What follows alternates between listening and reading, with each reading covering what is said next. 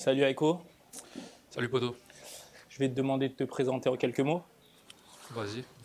Aiko Square, rappeur, compositeur bruxellois, jeune petit con, album tout neuf vu qu'il vient de sortir. Pour commencer cette interview, je vais te demander, selon toi, quelle est, euh, quelle est la définition de la réussite. Je te demande ça parce que le rap pour toi, c'était pas une fin en soi. Tu as changé de domaine parce que tu te sentais pas épanoui. D'où ma question. C'est une bonne question. La définition de la réussite, je pense que chacun sa définition. Après la mienne, il y a il y a plein d'aspects, tu vois, dans lesquels tu peux réussir ou échouer, tu vois. Mais là, si on parle du business et de la musique, etc., la réussite pour moi, après, c'est personnel, tu vois, mais c'est la rente. C'est de pouvoir passer une journée à dormir et faire de l'argent quand même. Donc là, je te parle vraiment commercialement parlant, et du rap et de la musique en soi. C'est mon but là-dedans. Après, dans la vie, tu as plein d'autres réussites qui sont plus personnelles, tu vois. Ouais. Mais comme on parle de la musique et qu'on est là pour ça, Ouais. mon objectif, il est là, quoi. Il y a la notion de bonheur aussi. Ah ouais, qui- si tu poses la question plus largement, ouais, on est beaucoup moins sur l'argent et beaucoup plus sur des trucs simples, tu vois. Ok. Le bonheur, tu vois, par exemple, j'estime qu'être entouré des bonnes personnes, je mets ça à une échelle plus haute qu'avoir de l'argent, tu vois, Ok. être bien entouré. Ok. Donc ouais, là si on parle musique, business, l'objectif c'est la rente et c'est ça la réussite pour moi. Si on parle de manière plus globale, on n'est pas que sur la rente, on est sur le bonheur plus général. Donc tu as plein de trucs, hein, potes, mariage, famille. Ok. J'ai vu dans quelques interviews que tu as fait précédemment et même tu le dis dans ton album, tu ne te considères pas comme un rappeur à part entière. À quel moment tu te diras que ouais, tu es un rappeur, si ça doit arriver? Je pense jamais parce que je serai jamais, en tout cas je le suis pas là maintenant et je pense pas que ça arrivera, je serai jamais dans la démarche du rappeur. C'est-à-dire que de base un rappeur c'est quelqu'un qui rappe mais son rap c'est un outil de communication, c'est la voix qu'il a choisi pour raconter des trucs. Et pour moi, la musique, c'est loin d'être un truc c'est loin d'être un exutoire ou un outil pour m'exprimer, pour raconter ce que j'arrive pas à raconter d'autres manières, tu vois. Donc pour moi, je pense que je serai jamais rappeur à ce niveau-là. Après, je suis rappeur parce que je suis habillé comme un rappeur et je kick sur la trappe. Ça, oui, tu vois. Mais pour moi, rappeur, c'est plus que juste être sapé comme un rappeur. Hier j'étais pas avec Samantha, je jouais à FIFA avec Jakité. Me casse pas la tête, je me suis levé tôt. En plus je sais même pas c'est qui cette Samantha. Ben, je vais maintenant te parler de ce projet qui est sorti le 22 novembre dernier. Déjà, est-ce que tu peux nous dire quels en sont les premiers retours et est-ce que tu es satisfait justement de... Ouais, là, je suis super heureux. Ça aurait pas pu être mieux, je pense. Euh, des super scores, millions de vues là sur Sirig, ce clip qu'on a sorti il y a 2 3 semaines. Les chiffres aussi sont géniaux. Le retour des gens aussi, je suis super content. J'étais un peu premier projet, tu connais, hein, j'étais là en mode waouh, qu'est-ce qu'ils vont dire. Surtout qu'il y a quelques risques qui ont été pris sur l'album. Tu vois, il y a donc j'étais un peu comme ça, mais j'étais plus ou moins confiant. Et là, je suis vraiment rassuré. Je suis vraiment heureux de ce qui est en train de se passer. Tout s'annonce pour le mieux. Et là, 5 minutes avant que tu arrives, le clip de Stéphanie vient de sortir. On est à 30 000 vues. Enfin, c'est génial. C'est C'est rapide. super beau. C'est super beau. On a le sentiment que ce projet et ta musique en général, c'est aussi à prendre au second degré et ça te donne ce côté authentique. Est-ce que pour toi, tu mets un point d'honneur au fait de rester authentique? Pas plus que ça, parce qu'en vrai, je suis pas si authentique que ça. C'est que je dis partout dans mes interviews que mon personnage il est totalement construit, que c'est totalement un objet marketing qui est super bien packagé. Donc je le dis partout. Donc après, authentique, si t'entends si par authentique, t'entends le fait d'aimer ce que tu fais et de pas mentir à la caméra. Ouais, c'est Ouais, ça, c'est une ouais, je forme suis d'accord. d'authenticité. Ouais, Le fait de le dire, c'est ça, ouais. il y en a qui C'est pourraient plus jouer honnête le rôle. qu'authentique, c'est plus honnête qu'authentique, mais clairement, il y a des mecs beaucoup plus impliqués, on va dire, personnellement dans leur musique, ce qui n'est pas mon cas, tu vois. Après, ouais, je suis totalement transparent à ce niveau-là et c'est ce qui te fait peut-être dire que c'est authentique. Et ça me fait plaisir de l'entendre, mais ouais. Stéphanie a tout filmé, hey, jalouse comme elle est, hey, elle a tout posté sur Facebook et Instagram. La vidéo a tourné et ouais tu vas buzzer, mais tu le sais pas encore que dans 2 jours tu vas te donner la mort. Et finalement, tu dis que tu ne te considères pas comme un rappeur. Un rappeur, il doit raconter des choses, etc. Mais toi, au final, même si c'est fait de façon décalée, tu racontes des choses. Je pense au titre Stéphanie, par exemple, ou au titre Caramel. Par exemple, Stéphanie, c'est un sujet un peu profond. En vrai, tu parles du harcèlement, etc. Donc, en réalité, tu délivres un message quand même, même si tu Ouais, après, tu as sorti les 2 seuls morceaux de ma carrière où je raconte des bails. T'as vu, c'est vraiment les 2 seuls. Et ils sont dans l'album d'ailleurs. C'est pour ça que je voulais aussi que dans un album, il faut pas rien manger. Il faut du croustillant. Il faut toutes sortes de saveurs. Donc c'était un peu. Je me suis pas forcé à les faire. Mais je pense que même moi, à un moment donné, je me lassais de tout le temps faire des rimes sur pipi caca, tu vois. Ouais. À un moment donné, je pense que je voulais aussi raconter autre chose. Ça vient de là. Mais je pense que mon message, il est même pas là. C'est pas. Peut-être qu'avec le temps, ouais, je vais commencer à un peu prendre plus confiance au micro et me dire que je dois raconter peut-être des trucs un peu plus solides et plus avec un message plus profond. Je pense que ça va arriver avec le temps, j'en suis persuadé même. Mais là, mon message, il est beaucoup plus général que mes textes. Ouais, pour l'instant, c'est plus du divertissement. Non, c'est encore plus large que ça. C'est vraiment... regardez, j'ai ouvert ma chaîne YouTube il y a 2 ans, je suis à 300 000 abonnés. J'achète ma maison, j'achète des voitures. Regardez, j'ai fait ça de rien. Mon message, il est plus là, tu vois, que... J'ai travaillé dans une boîte, j'ai démissionné, j'ai lancé ma boîte dans la musique, je fais des clips avec que dalle au début, on était sur 25 balles de budget avec mon pote Billy Arty. J'ai acheté un micro 70 balles, j'ai lancé un business. Mon message, il est plus là en fait. Tu vois, dans l'image, dans sa globalité, plus que dans mes textes et dans l'image du petit con. Il y a un morceau justement où tu le dis, ça, c'est que les études t'ont permis de rentrer dans la musique et de multiplier les zéros. Il y a des artistes, souvent, eux, ils se plaignent des maisons de disques, le fait de faire arnaquer au niveau des contrats. Est-ce que tu penses que c'est peut-être un manque de connaissance de ce milieu-là finalement et que toi, tu es arrivé armé, donc c'est peut-être pas quelque chose, enfin c'est pas quelque chose qui risque de t'arriver en étant armé comme tu l'es. Ouais, j'aime bien tes questions, gros. Je change un peu des questions classiques d'interview. C'est totalement ça, mais après tu peux pas en vouloir à l'industrie de la musique d'être aussi d'en profiter, tu vois, de profiter du fait que tous les rappeurs de test comprennent rien à un contrat. Tu peux pas en vouloir à l'industrie. En vrai, peu importe l'industrie dont on parle, elle est compétitive. C'est-à-dire que tu auras à chaque fois des requins. Donc, peu importe l'industrie, tu vois. Tu vas tout le temps te faire avoir si tu connais pas, tu n'as pas les armes. Donc je pense pas que l'industrie rap soit plus agressive qu'autre chose, même si elle l'est vraiment, tu vois, on va pas se mentir. Et le fait, toi, d'être armé, c'est-à-dire d'avoir une formation en école de commerce et de comprendre un contrat, de savoir discuter avec un patron de maison de disque, avec un avocat, un juriste et un comptable, le fait d'avoir toutes ces armes-là, bien sûr que ça m'a aidé. Et je m'en rends clairement compte, tu vois. Et ouais, j'en suis très, très content. D'ailleurs, c'est le morceau Caramel où je dis merci maman, merci papa, hey, pour l'université. Ça multiplie les zéros en maison de disque, c'est ça. C'est clairement ça.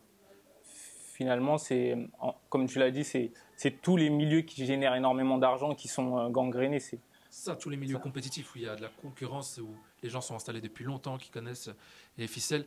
Typiquement, en gros, j'ai assisté à des scènes où tu as des rappeurs de thèse, ou des rappeurs, tu vois, très rap français, tu vois, qui quittent vraiment leur quartier pour arriver à Paris et discuter avec les grandes maisons de disques et qui se font voir par des discours vraiment basiques, tu vois, de combien tu veux. Tu veux quelle voiture? J'ai assisté à cette scène de tu veux quelle voiture? Tu vois, c'est chaud quand même. T'es un gars là, tu fais de la musique, tu comprends pas trop l'industrie. T'arrives pour toi, le climax de ta carrière, c'est de signer en maison de disque. Du coup, t'arrives dans les bureaux, t'es waouh. Ouais, t'as des étoiles dans les yeux. Et t'as le mec en face de toi qui dit tu veux quelle voiture? Tu vois? Moi, je dis ça parce que le mec, une des premières maisons de disques chez qui je suis arrivé, c'était il y a 1 an et demi. C'était avant même d'être entouré avec mon équipe actuelle. Tu vois, back-in, je suis arrivé tout seul avec mon sac à dos. Et j'arrive devant un mec, il me connaissait pas trop. Tu vois, maintenant, toi, tu as pu un peu rechercher, faire des recherches sur moi, savoir que je sais parler, je sais comprendre quand tu me parles. Mais le mec, il est arrivé, il me fait t'es arrivé comment aujourd'hui? Je suis arrivé en Thalys. Il fait t'as pas de voiture? Je fais non, de toute façon, même si j'avais une voiture, je viens pas à Paris en voiture. Il fait tu veux quoi comme voiture? Tu vois, il me parle vraiment comme ça. Et je me suis dit, tu parles comme ça à des mecs qui. Ouais, en fait, on te prend pour un imbécile. Enfin, ouais, c'est même pas ça. C'est qu'on te vend un truc que tu vois, je peux pas en vouloir un mec qui est dans une situation compliquée, familiale, qui a pas forcément d'argent. Je peux pas lui en vouloir de signer un contrat de merde avec 50 000 balles à la clé, tu vois. Il va les prendre directement. Je trouve ça. Tu vois, faut la force aussi de refuser un contrat comme ça quand on a besoin. Après, c'est pour ça que je dis dans le morceau merci maman, merci papa. Pour tout ça et merci. Déjà, merci de. J'ai jamais eu besoin d'accepter un contrat à 50 000 balles. Tu vois, donc j'avais le luxe en fait de refuser un contrat de merde. Ce qui n'est pas donné à tout le monde. À tout le monde, ouais. contrairement à ta musique, on a le sentiment que dans la vie de tous les jours, enfin, tu dégages une certaine humilité. Et dans le morceau Caca, tu parles du fait que tu ne veux pas être idolâtré. Est-ce que c'est quelque chose qui te fait peur, le star system? Ouais, totalement. C'est pas qui me fait peur, mais j'appréhende le truc, tu vois. Là, c'est le tout début de la carrière. Et déjà, dans ma ville, Bruxelles, je commence un peu à vesquiller les endroits, le centre-ville, le samedi et tout, tu vois, parce que ça commence à tout doucement devenir un peu gênant, tu vois, même si c'est toujours gratifiant de voir un mec qui vient te demander une photo. Et c'est toujours gentil, hein, c'est toujours, tu vois, c'est toujours une bonne ambiance et tout, mais c'est vrai que tu commences un peu à appréhender ça, tu te poses des questions plus tard, comment ça va être, tu vois, c'est quand même un truc qui est contraignant. Et donc, c'est juste un morceau histoire de dire, les gars, calme, tu vois, même si je sais que ce morceau va jamais rien changer. Au contraire, je crois qu'il va plus attiser le truc que jamais. Je pense que les gens dans la rue vont faire ah ouais, Skip, tu fais aussi caca, tu vois, ça va encore plus foutre la merde quelque chose. Mais je crois que je suis plus ou moins prêt à ça et c'est le prix à payer aussi, tu vois. Mais après, pour répondre à ta question, non, j'ai jamais été attiré par ça. Et je pense que toutes les personnes qui se lancent dans la musique ou dans cette industrie un peu du divertissement et du show-off, toutes celles qui se lancent en se disant ouais, je veux devenir quelqu'un, je veux qu'on me reconnaisse, elles se pètent la gueule un jour ou l'autre, tu vois. Ça peut pas être le moteur principal d'une carrière parce que ça arrive très vite et une fois que tu l'as, tu fais quoi? Une fois que les gens te reconnaissent dans la rue, tu fais quoi? Tu vois, non, je pense pas que c'est un moteur et moi c'est un truc que j'ai toujours essayé d'éviter. D'ailleurs, mon premier clip, je suis masqué dedans, on voit pas mon visage. Tu vois, à la base, je voulais me lancer. C'était une manière de te protéger. Ouais, j'ai toujours voulu faire de la musique et être indépendant dans mon truc, mais jamais devenir quelqu'un. Ok. Tu vois. Et justement, tu as toujours voulu faire de la musique. À la base, tu composais. À quel moment tu t'es dit, je veux prendre le micro et plutôt que de composer que pour les autres? Ouais, c'est ça. En fait, à la base, je produis pour les autres. Je suis beatmaker, compositeur, donc je produis. Et c'est au moment où je me rends compte en fait que produire pour les autres, c'est pas ce qui paye le mieux, gros. Tu vois, déjà tu dépends de l'artiste avec qui tu taffes. S'il veut pas sortir son album, s'il veut l'annuler, s'il veut le reporter, ben il est reporté. Et ton cash aussi, il est reporté. Tout dépend des autres. Et c'est au moment où je me suis rendu compte en fait qu'il manquait juste un micro pour passer de l'autre côté. Tu vois. Donc j'ai juste acheté un micro, cash converteur, 70 balles, et c'était lancé dans ma chambre. J'avais sorti mon premier projet. Ça part de là, quoi. Ça part juste du fait que je commençais à arriver à la fin de mes études. Je commençais à sentir la carotte du salariat, que c'était pas forcément ce que je voulais. Et je me disais, ouais, bon, si tu veux pas taffer pour quelqu'un, qu'est-ce que tu veux faire d'autre? Donc d'abord, des grands discours de start-up, je vais lancer des trucs, puis tu te rends compte qu'il faut faire quand même ce que tu kiffes. Donc je me suis penché sur la musique et je me suis vite rendu compte que avec Damso qui venait de passer par là, il y avait une porte qui était ouverte et j'ai décidé de me lancer là-dedans, tu vois. Ça part de là. Et justement, tu parles de Damso. La scène rap belge, elle prend il y a toujours des rappeurs belges, mais la scène rap belge, elle prend de plus en plus de place sur la scène francophone en général. Vu de la Belgique, comment vous voyez cette évolution? Ben, ça fait du bien, gros, parce que nous, on a toujours été les Belges il y a encore 5 ans. Si je t'avais dit rap belge il y a 5 ans, tu vois très bien. Hein. Je suis sûr que la majorité des Français nous voyaient comme des cassos en train de manger des frites, tu vois, dans des villes en noir et blanc. C'est la vérité, tu vois, à chaque fois que je venais, parce que je venais souvent à Paname parce que j'étais beatmaker, donc pour travailler avec des rappeurs parisiens et tout. Et c'était à chaque fois les mêmes vannes sur la Belgique, tu vois. Ils pouvaient même pas s'imaginer qu'on était si frais et beaux gosses. Tu vois, ils s'imaginaient pas ça. Tu comprends?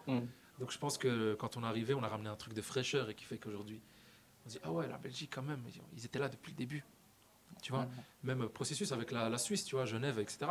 Des mecs super frais et du coup ça ramène un petit vent de fraîcheur sur l'Hexagone et je pense que c'est ça qui fait qu'aujourd'hui il y a autant de lumière sur nous. J'taffe plus qu'une fourmi, pourtant je fais la cigale. Hey, t'as juste mangé une pizza, tu dis hola, qu'est-ce que je fais tellement de radio, je vais plus à l'hôpital. Et tu vas faire la cigale aussi? 5 février, la cigale. Comment tu prépares cette scène? Est-ce que tu appréhendes? Est-ce que... pas plus que les autres, même si ouais, il y a 2 méga dates qui me... Enfin, je viens d'arriver dans ce game, hein. Je sors mon premier album, je fais déjà des cigales 2 mois après. Je trouve ça vraiment fou. Donc, ouais, comment je l'appréhende, gros, je me prépare un maximum et je me dis que ça va être fou. C'est un truc de fou de se dire, t'es là, t'arrives dans l'industrie, tu fais un album, tu fais la cigale, c'est trop fou. En fait, ça va tellement vite pour moi que je suis juste en train de temporiser un peu le truc. Okay. Alors, je fais ce qu'il faut faire, tu vois. Genre, je vais en répétition, je me pose même pas la question.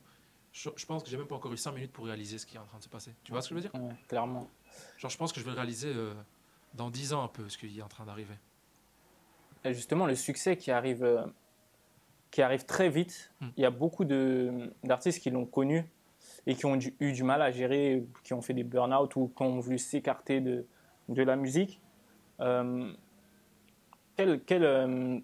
œil tu portes par rapport à ça? C'est une chose aussi que peut-être que tu redoutes. Ouais. Moi, je pense que c'est un truc qui est méga vicieux. Parce que à la caméra, comme ça, tu te doutes pas que c'est un truc qui est méga contraignant dans la vie.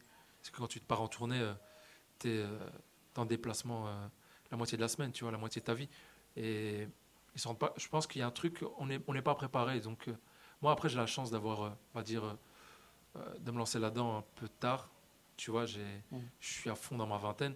Donc, je suis pas le mec de 16 ans qui pète, qui comprend rien, qui fait 10 milliards de vues et qui remplit des Bercy. Tu vois, je suis pas ce mec-là qui lui va prendre ça dans sa gueule, qui a jamais été prévenu. Et s'il est mal entouré, c'est vraiment l'enfer. Après, j'essaie moi de prendre un maximum de recul. Genre, toutes mes équipes savent, toute l'équipe, ça, je leur en parle tout le temps, tu vois. Calmos, sur la tournée. Ouais. On va calmer les dates. J'essaie de toujours un peu temporiser. Ils comprennent ça aussi avec moi. Donc, je pense qu'il faut, faut être conscient de ça dès le début. Mais ouais, c'est très paradoxal parce que tout ce qu'on recherche, il est là. Mais dès que tu l'atteins, faut pas dépasser non plus, tu vois. Il faut savoir dire stop à un certain moment. Et c'est ce que je pense, c'est ce qui faut savoir trouver Un équilibre. son équilibre, ouais, et savoir poser les limites, tu vois, à un certain moment. Ok. Et qu'est-ce qu'on doit attendre de toi pour la suite? Pour la suite, bah là, à très court terme, tu as la tournée, tout 2020, qui va être génial. Donc, je vous attends tous dans un maximum de salles en France, partout. À la Cigale, à l'ancienne Belgique, à Charleroi, à Liège, à Nantes, à Rennes, toutes ces villes-là. 2020, et puis après, par la suite, encore plein de surprises, mec. J'adore les surprises. Ouais. Un mot pour conclure cette interview? Un mot pour conclure cette interview. Le premier album est sorti, mais il n'est pas terminé. Oui. Okay. Il y a encore plein de morceaux cachés dans l'album, donc j'aurais pu dire voilà le prochain deuxième album, mais le premier album n'est pas terminé. Ok, bah, merci à toi. Merci à toi, mon ref.